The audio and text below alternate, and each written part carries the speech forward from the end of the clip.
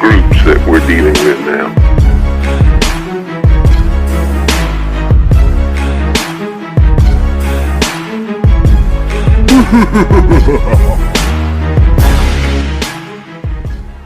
Apalagi kau bela-bela anting asing.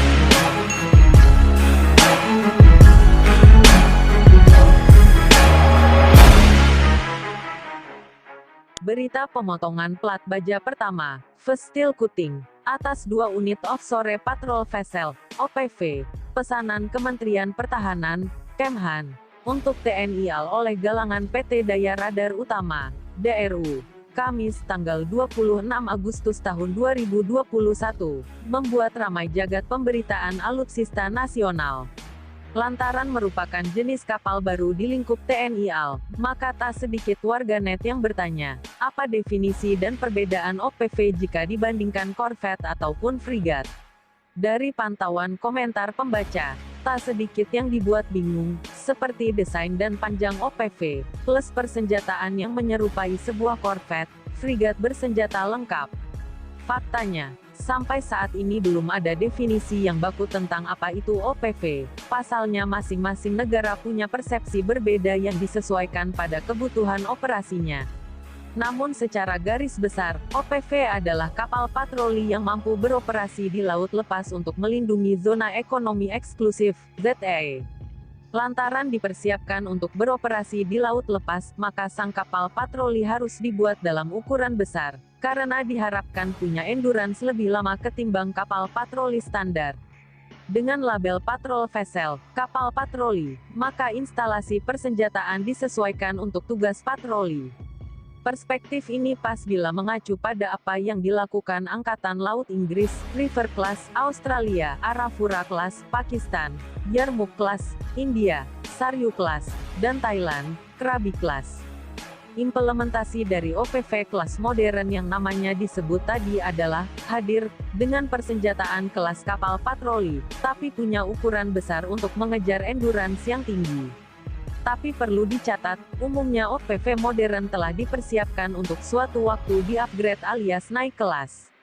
Lewat modifikasi yang tidak terlampau berat, OPV modern seperti Krabi dan Saryu Class dapat dipasangi senjata utama berupa rudal anti kapal.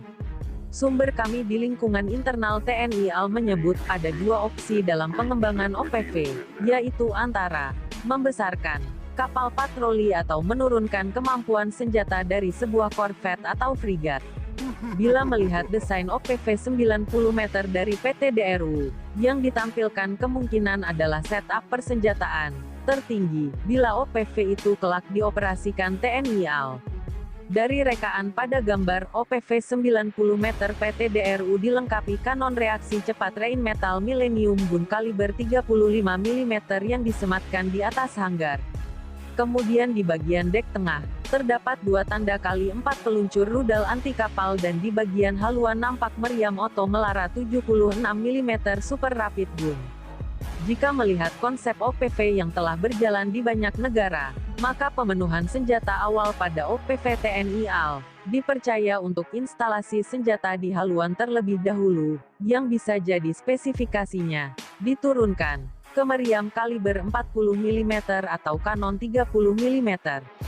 Untuk melengkapi persenjataan, seperti biasa pengadaan persenjataan pada OPV akan terpisah dengan model fitted for boot not with FFBNW. Pamor OPV belakangan ini naik daun setelah keputusan Inggris untuk menempatkan kekuatan lautnya secara permanen di Indo-Pasifik. Disebutkan AL Inggris akan menugaskan 2 kapal perangnya untuk berada di kawasan Indo-Pasifik, yaitu HMS Tamar dan HMS Spey yang akan tiba di pada akhir Agustus tahun 2021.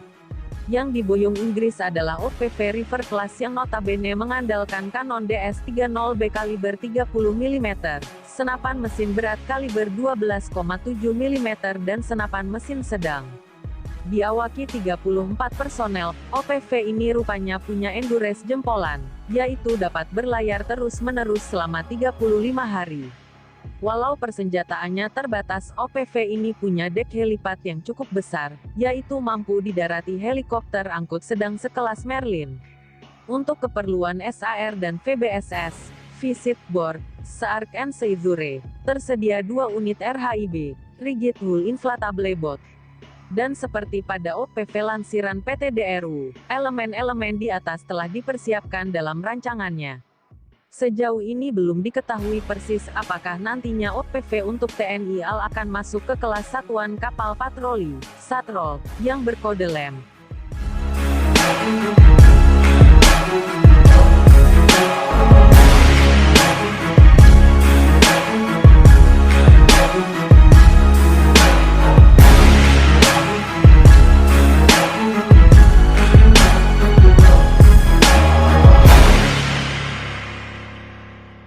Ha ha ha ha ha!